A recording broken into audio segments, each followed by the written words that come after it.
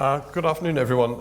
My name is Peter Riddell. I'm Director of the Institute for Government. Welcome here on a Friday. I mean, to have such a packed audience on a Friday, and a Friday when there are events happening up in St John's Wood of considerable moment, is a real tribute to our speaker today, Matt Hancock, the Minister for the Cabinet Office, who's in charge of civil service reform and efficiency. I'm very glad to welcome Matt here so soon after his appointment. I contacted his office immediately after he was appointed, and I got a very quick reply. I said, come in, talk, and yes, the Minister would be delighted to talk at the Institute. There is a reason for the selection today, and I will not spoil the reason which will be given for it being today, because it's in Matt's speech. He is a very interesting appointment, because someone who was very closely involved before the 2005 election as Chief of Staff to George Osborne, then got elected in 2005, and has been a minister for a period from the midterm of the Parliament onwards, particularly championing apprenticeships.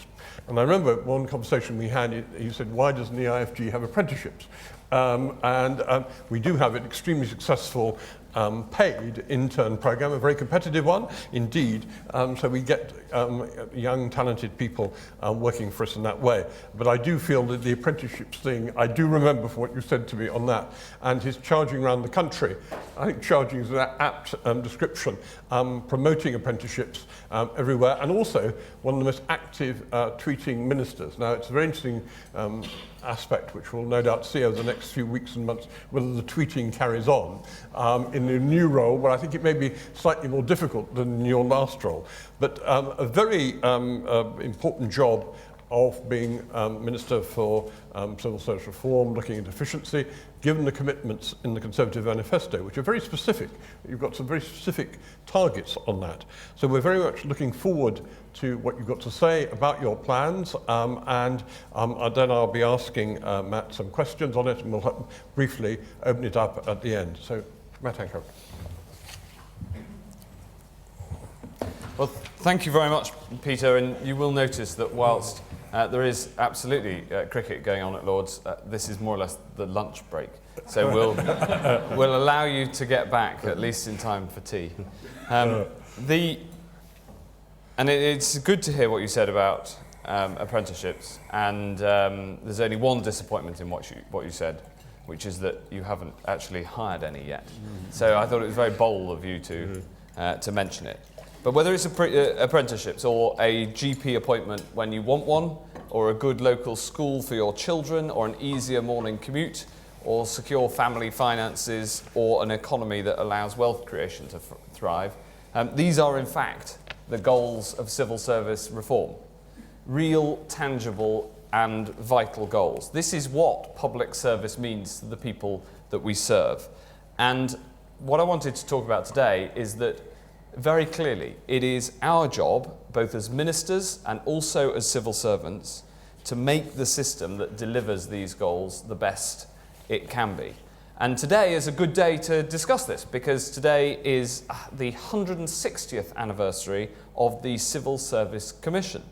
Now, some things were very different back in 1855. The Foreign Office was worried about Russian ambitions in the East. A technological revolution was changing the way that the world worked. At the Treasury, there was huge excitement about something they called an economic powerhouse in the north of England. And the government of the day also had to confront another familiar problem, which is how to adapt time-honoured structures to a world that was being transformed by intense global competition, by technology, and ever-rising expectations of what the government could achieve. And the report on civil service reform, prepared by Stafford Northcote and Charles Trevelyan, was intended to tackle the cronyism, the corruption and incompetence that had riddled government in the new industrial age. It was this cronyism, this incompetence, that had led the Light Brigade to be dispatched on their suicidal charge earlier that year. And it recommended a new system of recruitment, promotion based on merit, achieved through open competition and with clearly defined structures of career progression. And in time, that commission would be responsible for all recruitment to the Home Civil Service, operating competitive exams to attract the brightest and the best. Now, all institutions, especially all great institutions, need founding stories from which they draw their ideals. So take, for example, the Magna Carta, another case that has celebrated its anniversary this year. The Magna Carta lives on today, not through the specific clauses and the details, which have all been reformed and revised, but it lives on because it is the birth certificate of a principle of liberty under the law. And it's just so with Northcote Trevelyan. What successive generations of civil servants have taken from it, have cherished, have polished and refined, are not the details of those proposals, but the principles: objectivity, honesty, integrity, and impartiality. And I think these principles are vital today, and our task is to apply them in the modern world. And I think the last of these four is particularly worth reflecting on: impartiality, not independence, emphatically not indifference, but a deep commitment to the agenda of the democratically elected government of the day. And why? Because the legitimacy of the powers of government stem not from merit, nor from honesty, nor from integrity, wonderful as all these things are, but they come from democracy. Advisors advise because they are good, civil servants are in place on merit, but ministers decide because they are elected. It really is as simple as that. So honesty, objectivity, integrity, and impartiality, they ring true today, not because they're ends in themselves, but because in corrupt administration, official advice given without fear or favour, these things mean better government and ultimately a more prosperous society with more citizens leading a good life where hard work is rewarded. And the question that each generation must face is how best to harness these fine principles to deliver that better government and that more prosperous society that we all want to see. That brings me to the role that the Cabinet Office plays in this. Our job, alongside Treasury and Number 10, is to act as the strong, cohesive centre of government. One centre, working together, and I believe at its most united and cohesive in a generation. And the job is to challenge and support, driving through the Cabinet's agenda. We must be rigorous on the challenge, and we're pretty rigorous on the challenge, and generous in the support. So strong on challenge, and stronger still on support. And in the last Parliament, we made progress on both fronts, thanks to the tireless work of my brilliant predecessor, Francis Maude. And the new functional leadership, under the astute management of John Manzoni, is bringing cross-cutting modern management to functions that better can be delivered across government, not within the silos of Whitehall. And Treasury and the Cabinet Office are working ever more closely together, from reviewing and assuring major projects to improving management of public service markets. And the task now is to continue, indeed to accelerate those efforts, to make sure that the centre is truly working to support departments. And when a challenge is too large or complex for a department to tackle alone, we need to be there. When outcomes could be improved by government acting as one rather than as many, we need to be there. And when cross-departmental collaboration matters, it is our job to coordinate it. So, for example, the Major Projects Authority is bringing capability to project management. The Government Property Unit is revolutionising the use of property. Famously, GDS is leading the world in making real the benefits of citizens that citizens can gain through the use of digital, which is the biggest revolution of our times. And we've made progress on commercial skills and procurement, but there's much more to do. And on fraud, error and debt, we're well placed to improve performance on these so that taxpayers' money goes where it should, and debts can be collected in a joined up way. We now have a single government communications plan, so communications are a team effort, and strong boards in each department drawing on outside expertise to challenge and scrutinise. We've put in place a cross-Whitehall HR function, and now I intend to ensure that we deliver a significant improvement in civil service HR. And if Whitehall were a Premier League football club, we in the centre would be the backroom team, the sports scientists, the physios, the psychologists working with the players to get the best possible performance on the pitch. This analogy is good, but it falls slightly short because unlike a top football team, we have to do it at the lowest possible cost. And that brings me to the savings that are needed. To provide a foundation for the strong economy, we need to deliver a surplus. So we need 15 to 20 billion of further savings by the end of this Parliament. And this can only be achieved if we change the way that we work. So that brings us on to the question of how the civil service works. Because it's not just a challenge from the public finances. Government is also being challenged to do more by the public themselves. Expectations have never been higher. In all areas of life, there is more choice, more readily, more digitally available, more attuned to our needs, more personalised, less patronising than ever before. And we need to make it so in the public services too. There is a huge prize at stake if we get this right. So we must go further and faster on civil service reform so that we can help all our citizens build a good and fulfilling life, whatever the circumstances of their birth. And it can help us deliver for working people in all their ambitions, from getting a job, to getting new skills, to building a business, to enjoying security and retirement, and help us unite our one nation. So this is what the civil service needs to look like in 5 years' time. Delivering better services, with strong leadership, through good people. And I just want to go through those three in turn. First, on services. We need to deliver better services designed around the needs of users, not the dictates of the machine. A good example of this is the approach that we took to troubled families in the last Parliament. Set up after the 2011 riots, the scheme has one point of contact with troubled families, representing all public services, instead of a multitude of public servants from DWP, local social services, the NHS, police, education and others, who all were trying to help, but unintentionally creating an unnavigable bureaucracy. And these dedicated caseworkers have so far saved taxpayers over £1 billion, but also they've helped over 100,000 families start to break free from a cycle of educational underachievement, welfare dependency and crime. But there's much more to do. And sometimes this support is about giving people permission to try.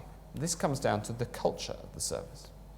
So instead of trying to craft the perfect policy behind closed doors, often policymakers trying to solve a problem need to just get stuck in, see what works, learn from mistakes, rather than working out all of the potential nuances and minutiae before getting sign-off from the permanent secretary.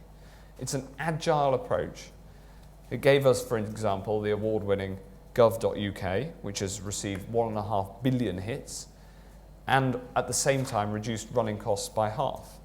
Next in the digital space comes Verify, a digital platform allowing citizens to prove who they are so they can access all government online services, everything from applying for a driving licence to claiming a tax refund without constantly having to type in your details. It's a world first and it's happening here in Britain. In that case, small teams of developers building a project quickly and cheaply, and then iterating to improve it, not through long consultations and private advice, but by seeing how it survives contact with the reality. And I think this is more and more the way of the future, not just in digital, but for all policy making and service delivery. The Cabinet Office itself is leading by example with open policy making and the Policy Lab, and we know it can work in practice. I've given these examples, but at London Bridge Job Centre this morning, I met DWP local leaders, and they'd been given the trust to try things out. And likewise, as a government, we've already empowered groups of staff to take ownership of services they deliver. There's over 100 public service mutuals and a growing number of commercial spin-outs, and I want to see that go further. So a civil service that is more trusting of people and gives the go-ahead to initiative will lead to better services. And that brings me on to the second part, which is leadership. By leadership, I don't mean the jargon of management, rather the opposite. It's about taking the task at hand and inspiring others, confident in their ability, and empowering them to deliver. It's about expressing views straightforwardly and with clarity, upwards as well as down, being as direct with the bad news as the good. We need to shift away from a focus of leaders, away from solely the departments they run, and instead towards the systems that they steer, building up skills to manage and deliver to the agreed agenda in a spirit of shared endeavour. And that brings me to the third and most important area of civil service reform, which is about people. It is commonplace to say that the civil service's greatest single asset is its people. But just because it's commonplace doesn't make it any less true. And some of the most brilliant people in the world join the British civil service. And I know brilliant people working throughout the whole service. And I mean the whole 439,000 service, not just the top brass in Whitehall. But to govern modern Britain, the civil service needs to become more like modern Britain. What matters is not the bowler hat, but what's underneath it. 1 in 3 young people in Britain today are from working class backgrounds. So too are 23% of undergraduates from the top third of universities and 11% from Oxbridge. But only 7% of the applicants to the civil service fast stream are from working class backgrounds, falling to just 3.5% of those who are given offers. It is not good enough, and the civil service must get better at recruiting from a wider talent pool and must ensure that the ladder to the top can be climbed by all. I'm proud to have worked with Francis to introduce the fast-track apprenticeship scheme to broaden access, but this is just a start. And reform means improving how the civil service works too. I want to see a civil service where people feel in control of their destiny, where they have permission to innovate and are trusted and can trust others. By the end of this Parliament, we should aspire to a more engaged and so more productive workforce, supported with more rigorous capability assessments, where individual talents are better nurtured, and where promotion and pay are tied to performance. It sounds obvious, but in one of the world's biggest organisations, it is going to take world-class HR, the very best of the best, to deliver it, and a more porous border between the civil service and the private sector. After all, this freedom to innovate, which can do so much to drive up the standards of services, this is not easy. It requires high quality management, the right incentives, the best HR, in part because it involves freedom to fail. It's about an attitude where people constantly ask if there's a better way, and where answers to that question are then heard, where we see well-managed public servants empowered to deliver better outcomes for the public on their own initiative. Jobs as good as at Google. We may have the best civil service in the world, but together we must make it even better. And retaining those values of Northcote Trevelyan with an appetite and permission to improve our nation. To remain the best civil service in the world, it needs constant change to respond to both the challenges and the opportunities of our times, to deliver better, more responsive government services at a time of tight budgets, to use the very best of the most innovative technology to improve services and so improve lives, to recruit and retain the best, then deliver the skills and the leadership and the freedom good people need to fulfill their talents. And to work for modern Britain, the civil service needs to reflect modern Britain. This matters to you and to me because we all want the same thing. Better to serve our fellow citizens and the nation that we love. A government machine inspired by timeless values, but with the confidence and the flexibility to enact them in everyday working life. A civil service that's more open, innovative, collaborative, unified, empowering, forward-thinking, flexible, truly national, aspirational, transformational, talent-spotting, nurturing, tech-savvy, diverse and socially mobile, all in the service of a noble task that beats any in the world. Thank you.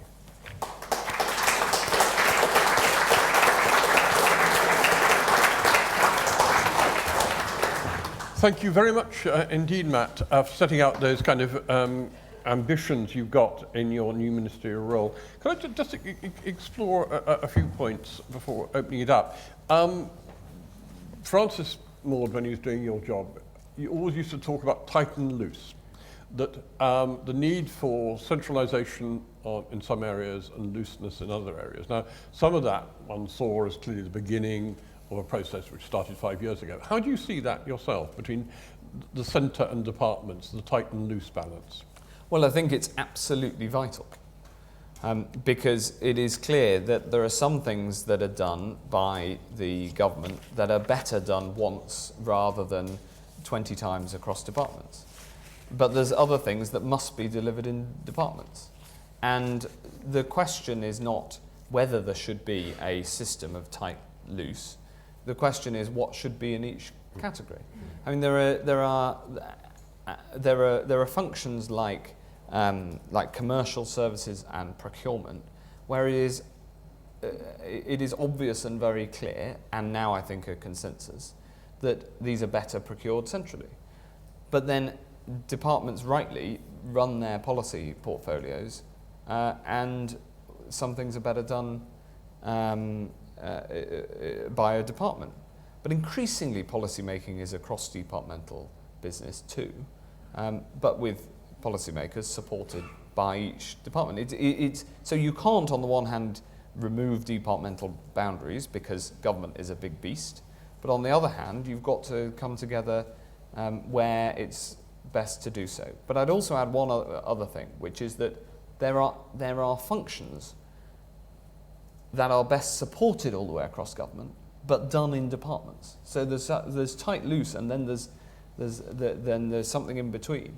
So if you take HR that I talked about, where I think we really need to put a lot of focus into driving up the quality of HR right across the civil service, HR needs to be done in a department because that's how you organise. You can't organise 400,000 people without splitting it up.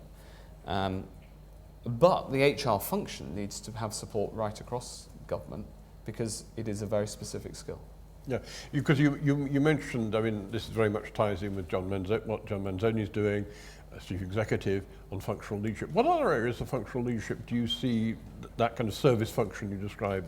Well, I think John Manzoni is doing an absolutely fantastic job, and he's doing it across the several areas of functional leadership. And the others where I mentioned commercial and HR, there is property is another clear one. You know, there was this view in the past that the property of a department was part of its assets. Well, actually, property to a service, property is a cost. It's a running cost, and if you see the property as a cost like any other that you need to do business, suddenly you start managing it in a completely different way to if you see your property as an asset that you need to protect and hoard. So it's so property is another one, you know, but those strands of functional leadership are really important. Now, the other thing I struck, we were talking about one centre working together at its most united and cohesive in a generation. Yeah, I think this is both true, but something I want to work even more on. We now have a group of ministers across the centre of government who are incredibly cohesive, have worked together for a long time, all united behind a clear manifesto with a clear programme on which we have been elected as a majority government with a full mandate, I'm delighted to say. And that, I think, will make the, I think, helps clarity and will leads to a very clear direction. If you've got a question about what direction the government is going in, go and read the Conservative Party manifesto, because delivering that is our job. And all the way from Greg Hands and George Osborne, Oliver Letwin, myself, and of course, and with the all working to the Prime Minister, right across the centre, you have a group of people who are at ministerial level who are working very closely together, and then at the and that needs to be reflected down the whole machine at the centre. I mean, there are inevitable inevitable tensions between the fact that there are different jobs to do by different parts of the centre, but it will be a more cohesive unit. How will we see that in the spending review? Because that's about to be launched. Yeah. And will we see that work? How will that work through there? Yes, well, we've already started a process of ensuring that the efficiency savings that are being driven largely through, that are being driven from the Cabinet Office side and from John Manzoni's work and others, are tied in with the savings that are going to be required through the spending review.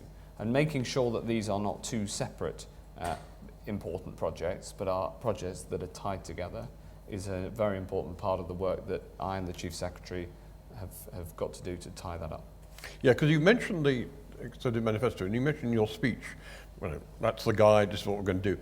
Now, it's very specific there, 10 billion annual savings by 2017-18, and 15 to 20 by 2019 to 20. That follows very substantial savings, as the manifesto says, in the last Parliament. Yeah. Where are you going to find the savings? Well, we are going to find the savings. Yeah, no, but where? I can't fully announce the spending review today, Peter, much as I'd love to. But what I'd say is that the systems for finding these savings are in much better shape than they were when we arrived 5 years ago and Francis had to build these systems. And that means that although we've already taken out significant amounts of savings, there's much, much more to do. You know, if you take the impact of digital, for instance, you know, GDS started coming in almost as a I'm trying to find the right word, but it came in to challenge and to really push the boundaries of what could be done. It has now, 5 years later, established itself with some very positive results and a track record for delivering much better services much more cheaply than before. That means that it now has the opportunity to go into other areas that it hasn't before in support of departments, saying to departments, you know you've got a tech-based challenge here, let us come and help you deliver it, and putting in a platform right across government on which services can be built. So we've got, whilst the challenge is there to get the next set of savings, I think we've got the tools much better in place than we did at the start. But I mean, one of the things there is a credibility one. It's rather like the red tape challenge, which you know about from the past, is establishing credibility. So the sense of will the NAO be auditing it and so on to make sure that these are real savings? Yeah, yes. The NAO will be involved in auditing the figures. And crucially, we've got to deliver the savings into Dell budgets that save money for the taxpayer from the spending review point of view. So, you know, these savings need to be deliverable into departmental spending limits, so that they can live within the means that the Treasury give them. This is vital. Yeah, on digital, I mean, the way you talked about it was, in a sense, an offer from, yes, exactly, from Mike Bracken and his people in the Government Digital Service. But hasn't it got to be, in fact, if you're going to achieve those things, it's got to be more than that in a way, hasn't it? I mean, instead of saying to a department, right, you've got a tech problem, as you were saying, you've got a challenge, here's what the digital people can do. Yes. It may have to be a bit more prescriptive than that. We're from the Cabinet Office and we're here to help. That's right. It's a I've been a minister in 3 line departments, so I know what this challenge feels like from the other side, and it is, but it is ultimately, and I would have said this if you'd asked me 2 months ago when I was in biz and energy, it is ultimately a positive challenge because when it comes with the right level of support as well. And that's what the Cabinet Office has got to get right. The challenge, the holding the feet to the fire, the using the levers that the Cabinet Office has to do that, but also the support. Let me give you an example.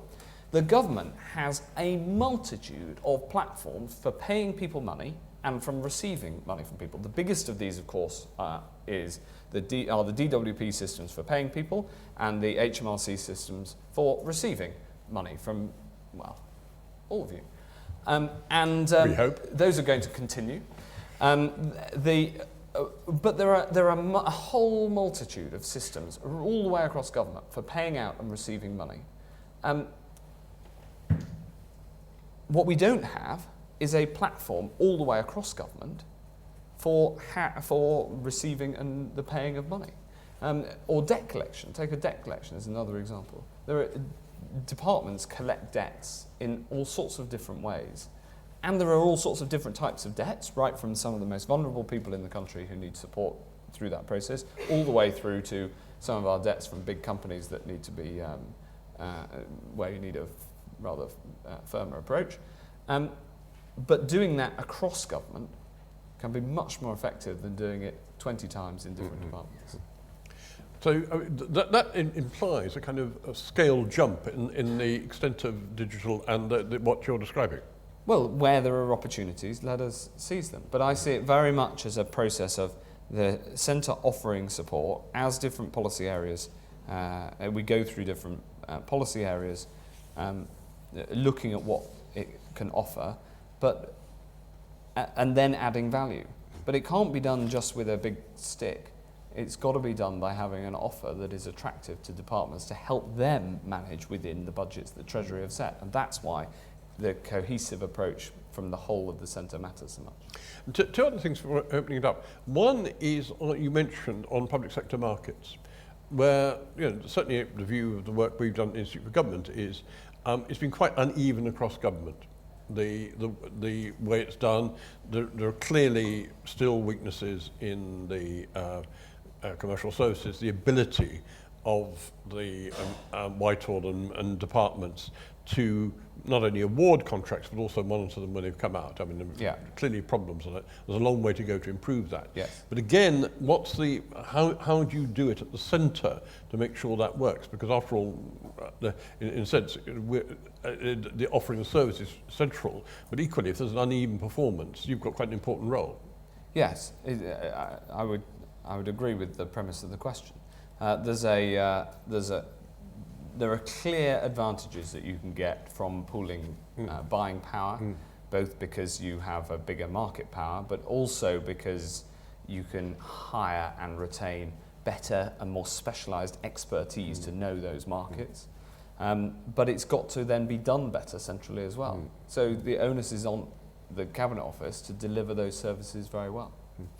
Another area where you have responsibility is non-executive directors, because one of the major innovations which Wright has brought in was to change the way that with departmental boards and non-executive directors, you've now got Ian Cheshire as a new lead non-executive director. He took over earlier this year just for the election. How do you see their role? Because I mean, you saw them in departments when you were in department. I did, yeah. So I've sat on 3 departmental boards, and they all operated slightly differently, but each was effective.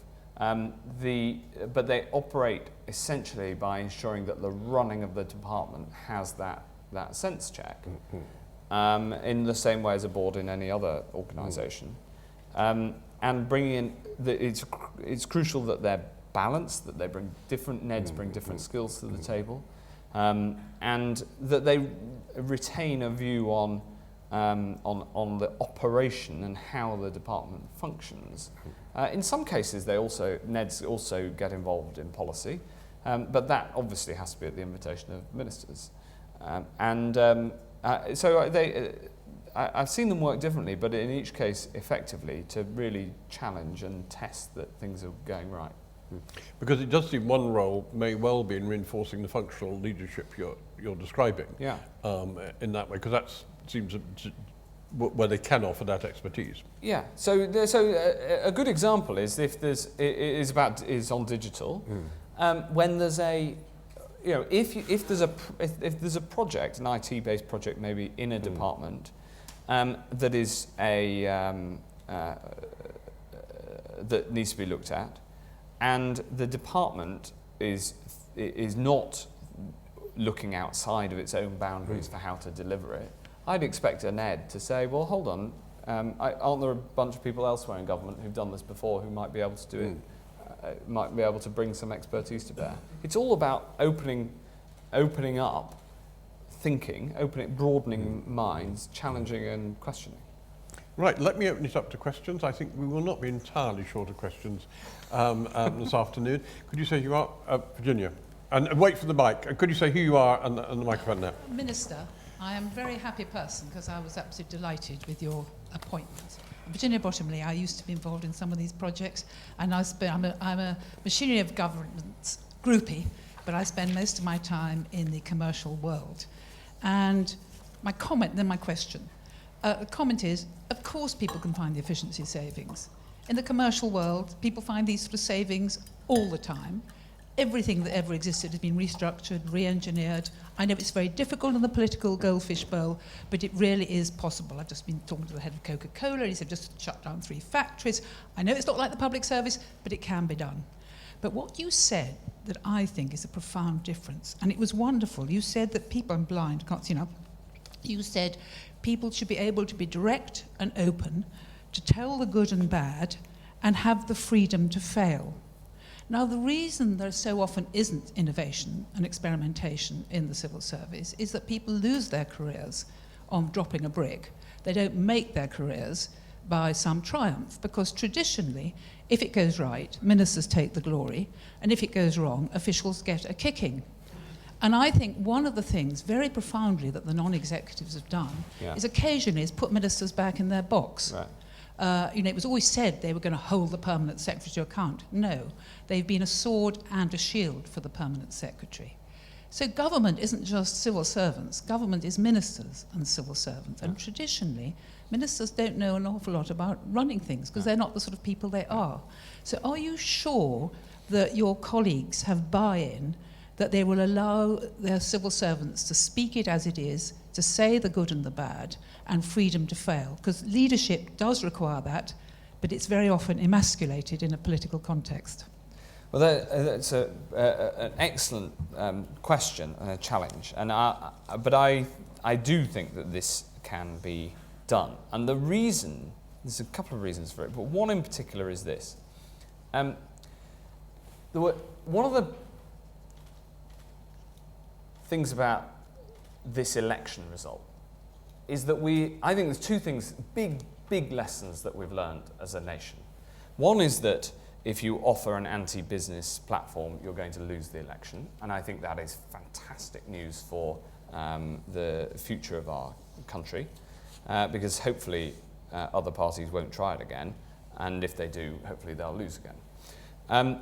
But the second is that you can take tough decisions and still get re-elected. And this is something that we kind of forgot as a country for quite a long time. And of course, you've got to do it within for a reason.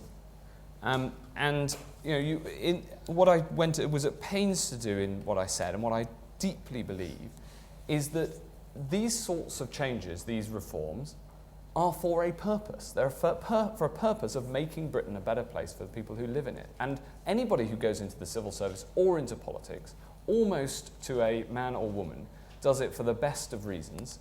And it's for the mission as much as for the money. And in many cases, it's a good job that's true.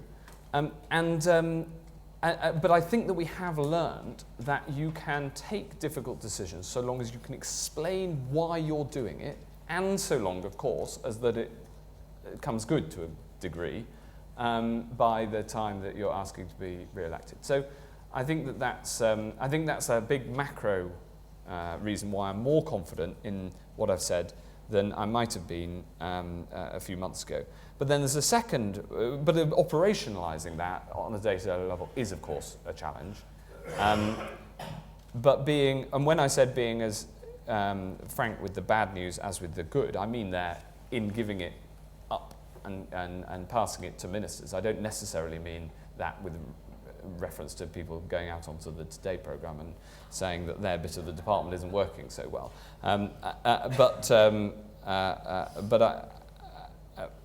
And then there's a final thing I'll say on freedom to fail. Freedom to fail is really important, but it's best done small. And that's why this iterative, agile approach to policy making is so attractive, because you can try something on a small scale and then change. I was at the London Bridge Job Centre. They were telling me that some of the people developing universal credit are the programmers on the IT side are sat in job centres who are testing it out, so that you can go to constant iteration and you work out what works on the ground. This is far better than designing a big, attempting on it, starting from a whiteboard and ending with an enormous computer program, to design something from scratch, and then with a big bang of an announcement. Right, David. Then we'll move round to the back. Yeah. David Walker, Guardian Public. Before you became Minister, you spent 2 years on the Public Accounts Committee. Yeah. And then and since, the PAC has tended to say savings can be made, inefficiency, lack of skills. Give us an idea of whether you will embrace PAC reports that will now come in as an aid in your project. Yeah, absolutely. Up to a point. Firstly, I'd more likely embrace the NAO report. I did spend 2 years on the Public Accounts Committee. I learnt an enormous amount about how Whitehall operates. I also learnt an enormous amount about having to watch, paragraph 42, line 7, for where Margaret Hodge had inserted the anti-government line that would then be the headline on the Today programme the next day. So a lot of it was about managing an extremely partisan chairman of the Public Accounts Committee. But I don't think that's what you were trying to get at. But it is absolutely true that there are efficiencies, and we should welcome the rigorous challenge, so long as it's based on deep analysis, accuracy, and objectivity and reasonableness. And so that challenge from the NAO is a very important function. And they have a responsibility to do it in a way that is objective and gets it right. Right, and right at the back, Kerry, just back at the back, and then I'll move forward. Yeah. Thank you. Pratik Butch from Sense About Science. I'd love to talk about this freedom to fail and innovation, and how those experiments in public policy could be assessed most robustly. But I want to move on to something that actually I felt was missing in your remarks, because part of your job descriptions, I understand it, is to drive through the agenda on open government and transparency. Yeah. On that, despite all the rules and guidelines that exist for civil servants and ministers as to how they should deal with research that government either conducts itself or asks outside academics to do for it, on occasion that research is either delayed in its publication for months or suppressed altogether because the political implications are inconvenient of that research. You talked about being able to give advice openly. Yeah. We're doing an inquiry into the causes of this suppression and delay and what might change in political culture to address it. Do you think government does enough currently to ensure that research is published transparently? And if not, what do you think could be done to address that? The government publishes a huge array and breadth of research.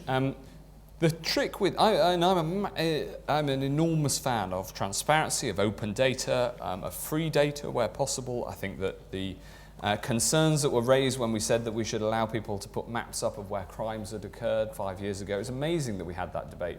It seems so antiquated now when it's so obvious and there's so many advantages you can get from open data.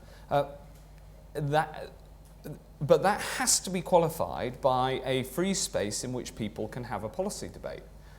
Because you've got to be able to have this open and frank exchange of views between ministers and civil servants, between civil servants themselves, where they don't feel constrained by the fact that what they say is going to be made public, which would cause all sorts of, if you had 100% free policy making, even without all the security implications, then people would simply stop being so free in what they put forward because of the fear of embarrassment. So it's got to be done in a sensible and controlled way that allows a free space for absolutely watertight discussion and policy making, and then the substantive information be made freely available in an organised way. Right. Dave. Thanks. Dave Penman, General Secretary of the FDA. I think many civil servants will welcome both the tone and substance of what you've said today, Matt, and for us, I think we particularly welcome the emphasis on improving HR in the civil service, not only for civil servants, but for the service itself. I want to ask two things. Firstly, you talked about to deliver 15 or 20 billion pounds worth of savings, it can only be achieved if we change the way we work. Do you think that also means changing the way government is organised? Do you see machinery or government changes being necessary to deliver those savings? And secondly, you talked about a porous border between the civil service and the private sector. As you will know, there's a huge disparity between pay levels in the civil service and that in the private sector. So is the limit of the ambition of government really that we attract talent that can afford to take a pay cut to come to the civil service? It's a very good question and a commendation that I am grateful for but didn't really expect. So thank you.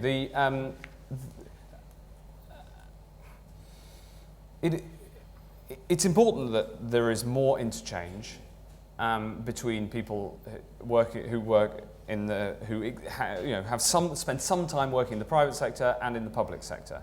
I am not somebody who believes that the solution to the civil services challenges is to bring in is solely to bring in more people from the private sector, and private sector good, public sector bad. On the contrary, running the government is one of the most difficult tasks in the country. And running a department is an incredibly difficult challenge, akin to or more difficult than running the biggest companies in the world. And that, for all sorts of complicated reasons, because services often have to be universal, because there's no clear bottom line, and because of the dynamic of political leadership. And so we should be, and so I chose the word porous very carefully because I think that the experience that you can get on both sides of the fence is valuable, and that most people, many people, can gain as a person from in their professional lives from having experienced both. Of course, there's pay disparities, but it isn't all about the cash pay. It's also about the fact that when you're working in public services, when you get out of bed in the morning, you know that you're working to help your fellow man. And of course, I'm alive to those differences, but I don't think we should see the numbers as exactly matching. Right, there are a couple there. Next, Ollie and the person in front of you, the lady in front of you. Yep. The Independent. You say that HR is going to be one of your key focuses. How will that relate to things like performance-related pay, performance-related promotion? How do you see that changing? And to what extent do you want to continue with the programme of mutualisation? You mentioned it very briefly, set out by Francis Moore. Are you as keen on that as he was? Yes, I am, to answer the second one, and it's a clear manifesto commitment that we will have a right to mutualise, and I'm looking forward to implementing that commitment in the manifesto. And we're going to implement the manifesto in full. That is that's what we're working on. On the first part of your question. On HR function and the performance-related pay and promotion, how it would change from where it is at the moment. Yeah, I think it's really important that in an organisation as big and as important as the civil service, that we retain and support the best people. I mean, that is but at the moment sometimes the system needs to support people to get the best out of them, and also to make sure that the best people can be retained, not who, and in some cases there's a challenge there from offers from outside, and that needs to be very carefully managed within incredibly tight budgets. But there's no doubt that a link between performance and pay is a reasonable link in managing any large organisation. I mean, one of the points on that, I mean, the consistent message, say, from non-executive directors is, all right, you want to control total costs, and control total pay bills, but within that there ought to be more discretion on getting good people and retaining them, and that may involve paying people more than the Prime Minister.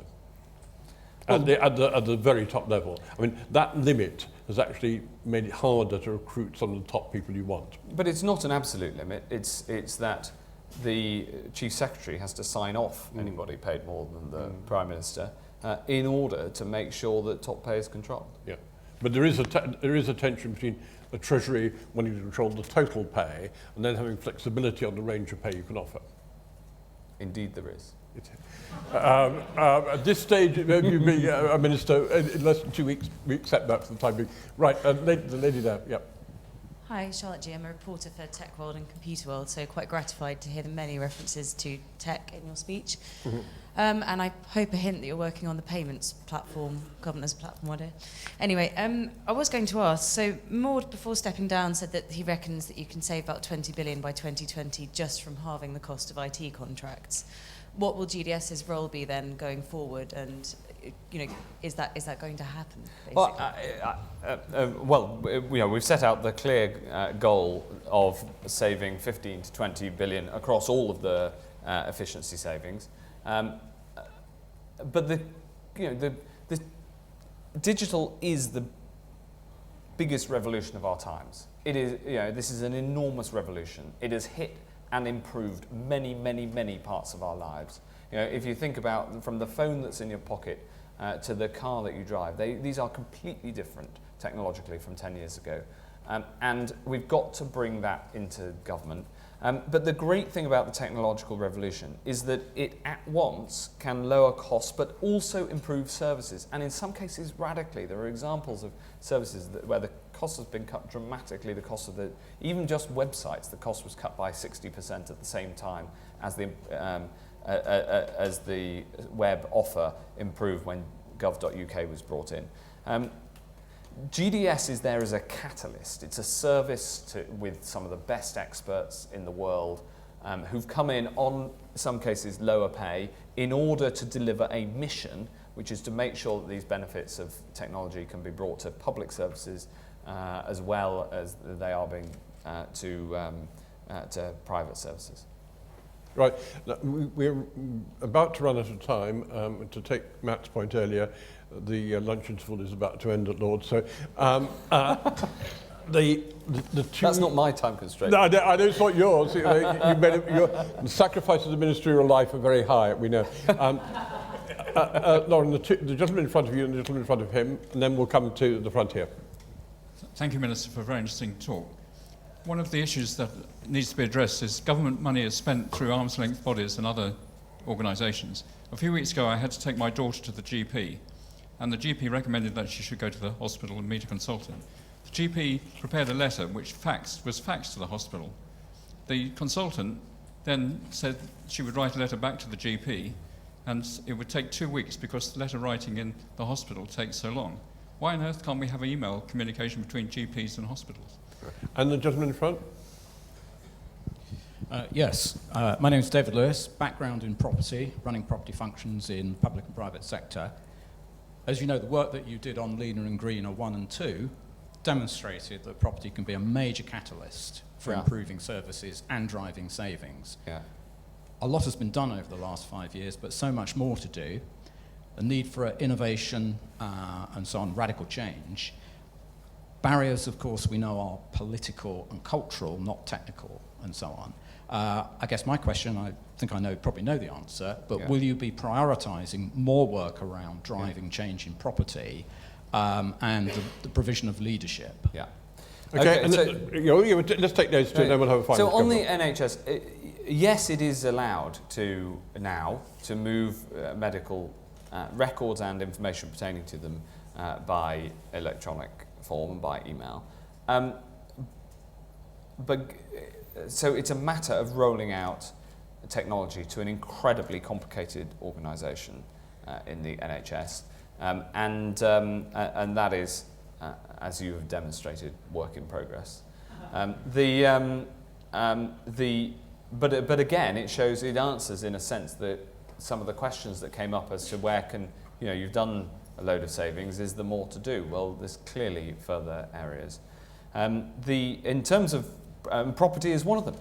We've saved significant sums in the last Parliament on property. In fact, if you look up Victoria Street, why is there so much rebuilding in Victoria Street? It's because no longer are there, because the government has vacated many properties and so they can be modernised. There's in the Treasury building, there are now 4 departments, HQs, I think 4, and the use of so property is being managed much more effectively. But I did write these 2 reports when I was a backbencher on the use of property, and one of the central recommendations was that we should have a central government property unit. So as you can imagine, my meeting with the head of the central government property unit last week was a pretty cheerful one. It's an important agenda, and crucially, as with digital, you can save money and improve working practices at the same time, and save carbon emissions. Yeah. I am Jonathan Pearson from the Institute for Government. Minister, earlier in your speech you mentioned impartiality, and of course under your predecessor we saw things like an increased Secretary of State role in permanent secretary appointments, things like extended ministerial offices. So my question is, do you think there's further to go in increasing civil service accountability to ministers? The task is to roll out those positive innovations that Francis Maude pushed through. And to make sure that the link between ministers and civil servants operates in the way that it is meant to, such that ministers make decisions and civil servants both advise on them and then execute them. I think that constitutional settlement, which has been around for a long time, is essentially the right one. It's just about making sure that it happens in practice.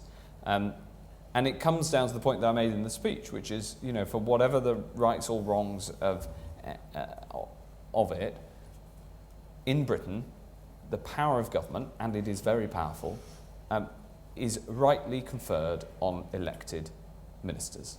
And you can question whether that democratic legitimacy is has the right democratic form, but we did have a referendum on the voting system and it was overwhelmingly supported.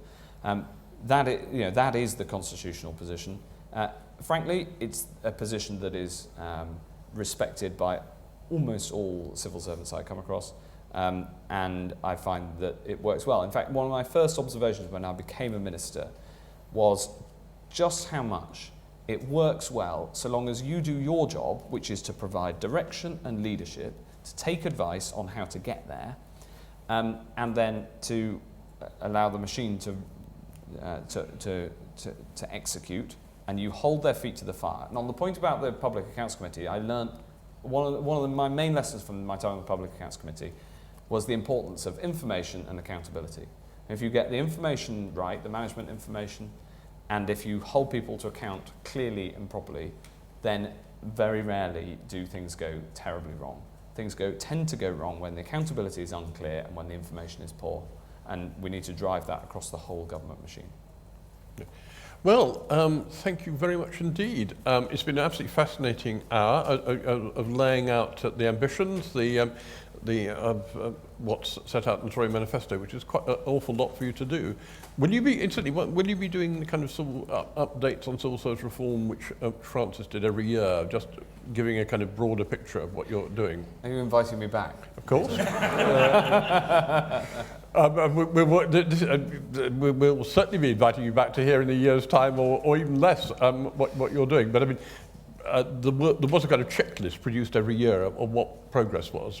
Right. Very good. I'll look into that. Right. Well, thank you very much indeed. And if as you say, laying out a lot of challenges, particularly, as quite clear from some of the questioning, on the savings you achieved, how far digital can go, the improvement in HR and the other functional leadership areas. And we'll be watching very closely at the Institute and indeed supporting the drive in many of those areas. So if I could ask the audience to join me in thanking Matt Hancock for coming so early in his period as a minister.